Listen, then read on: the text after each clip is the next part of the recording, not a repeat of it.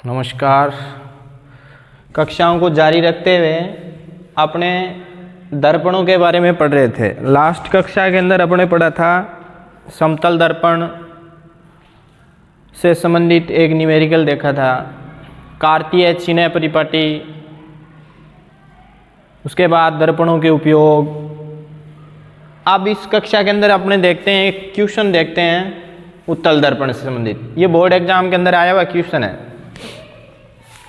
किसी ऑटोमोबाइल की पीछे का दृश्य देखने के लिए उपयोग में होने वाले उत्तल दर्पण की वक्रता त्रिज्या 3 मीटर है। यदि एक बस इस दर्पण से 5 मीटर की दूरी पर स्थित है तो प्रतिबिंब की प्रकृति साइज बताइए। देखो, अगर ऐसे क्वेश्चन आते हैं तो पहले क्वेश्चन को गौर से देखना है, 2 बार पढ़ना है। उसके बाद जो भी दर्पण दिया हुआ है उसका सेटअप तैयार करना है अपने को। सबसे पहले बात है उसका क्या तैयार करना है, सेटअप तैयार करेंगे। जैसे इसके अंदर दिया हुआ है उत्तल दर्पण, तो उत्तल दर्पण का सेटअप तैयार करेंगे। सबसे पहले ये हो गया उत्तल दर्पण का सेटअप, P F C। अब दिमाग में ये बात आनी चाहिए कि उत्तल दर्पण के 2 प्रतिबिंब थे। उत्तल दर्पण के कितने प्रतिबिंब थे? 2। एक तो फोकस बिंदु पे बनता है और एक फोकस बिंदु और ध्रुव के मध्य बनता है। अब प्रश्न के अंदर दिए गए जो मानक है उनको देखेंगे अपने। यहाँ वक्रता त्रिज्या दी है, वक्रता त्रिज्या R बराबर है 3 मीटर। तो फोकस दूरी कितनी हो जाएगी? वक्रता त्रिज्या और फोकस दूरी में संबंध था कि फोकस दूरी वक्रता त्रिज्या की आधी होती है। तो R बराबर 3 मीटर है यहाँ। तो F जो है वो R/2 होता है, यानी वक्रता त्रिज्या की आधी फोकस दूरी होगी। तो 3 / 2 1.5 मीटर, यानी इसकी फोकस दूरी आ गई, वो आ गई 1.5 मीटर दिया हुआ है। देखो, एक बस दर्पण से 5 मीटर की दूरी पर है। दर्पण से कितनी मीटर की दूरी पर है? यानी U जो दूरी है वो दी हुई है 5 मीटर की। अब दिए गए जो मानक है उनको चित्र के अंदर कच्चा चित्र बनाएंगे। कच्चा चित्र है, मान लो एक, इसके अंदर सेटअप करेंगे।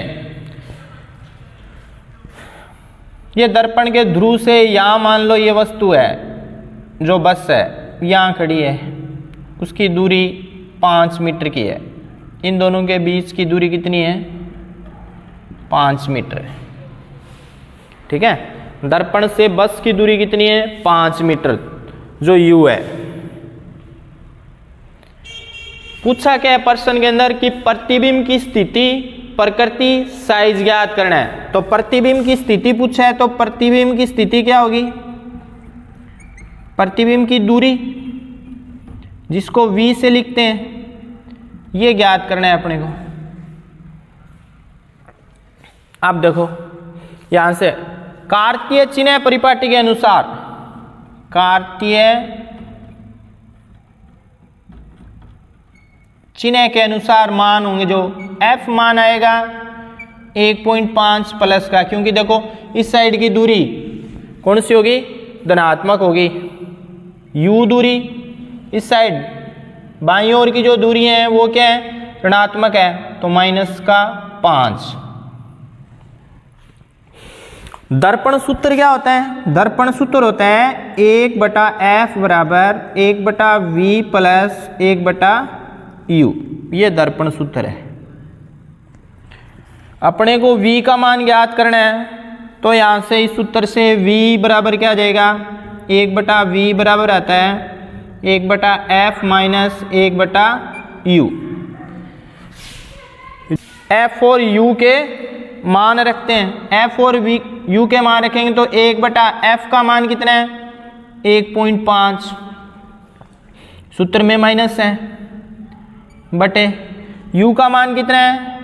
चिन्ह के अनुसार ऋणात्मक है तो ऋणात्मक 5।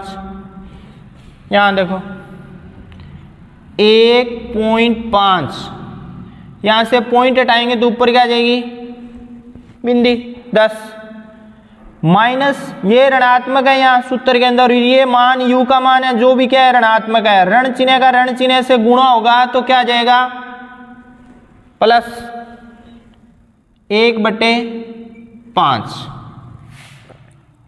यहां से इनका लैस से कितना आ गया 15, तो 10 + 3 बराबर 13/15। तो 1/v बराबर कितना आ गया 13/15। तो v बराबर कितना आएगा 15/13। 15 कितना आ जाएगा 13, तो बराबर आंसर आ गया 1.15 मीटर। यानी जो इसका प्रतिबिंब बनेगा वो कितनी दूरी पर बनेगा ध्रुव से या 1.15 मीटर की दूरी पर क्या बनेगा प्रतिबिंब बनता है। प्रतिबिंब सीधा बनता है, आभासी बनता है और वस्तु से क्या बनता है छोटा बनता है। अब यहाँ v की गणना होगी, प्रतिबिंब की स्थिति ये आ गई, दूरी आ गई। अब प्रकृति कैसी होगी देखो, प्रकृति के लिए यहाँ इसका कच्चे चित्र से अपने को पता है कि यहाँ से चलने वाली प्रकाश की किरणें सीधी जाती है, टकरा के ऐसे जाएगी, एक यहाँ ध्रुव से टकराएगी, इन दोनों किरणों को पीछे की ओर बढ़ाते हैं तो यहाँ बिंदु पर मिलती हुई प्रतीत होगी ऐसे। तो प्रतिबिंब की स्थिति प्रकृति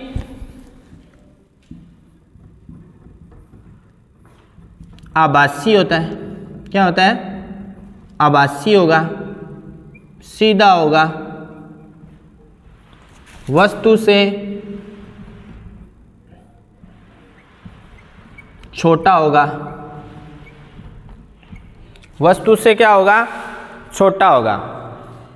आवर्धन की गणना करने के लिए m बराबर क्या होता है h' बराबर -v/u, इस सूत्र का उपयोग किया जाता है। यहाँ बिंब और प्रतिबिंब की ऊंचाई से संबंधित गणनाएं दी नहीं है, मान भी नहीं दिए हैं, तो अपने डायरेक्ट m बराबर -v/u से हल करेंगे। ये v की जो v दूरी है वो प्रतिबिंब की दूरी है, u दूरी है वो बिंब की दूरी है, तो दोनों का मान रखेंगे। कार्तीय चिन्ह परिपाटी के अनुसार u का मान कितना है -5 है और v का मान कितना है प्लस में 1.15, तो यहाँ लिख सकते हैं 1.15/5, ये माइनस का है और माइनस उत्तर के अंदर है। माइनस से माइनस क्या हो जाएगा कट गया, यानी अंश में भी माइनस हो हर में भी माइनस हो तो दोनों चिन्ह का क्रॉस किया जा सकता है। 1.15/5, इसको जब हल करेंगे तो आंसर आएगा 2.23। से मतलब क्या है देखो, ये प्लस का आएगा आंसर, तो आंसर कितना है आवर्धन, तो m बराबर कितना आ गया +0.23। आवर्धन होता है बिंब और प्रतिबिंब का अनुपात या प्रतिबिंब की दूरी और बिंब दूरी का अनुपात। तो यहाँ m धनात्मक है तो प्रतिबिंब आभासी है, सीधा है तथा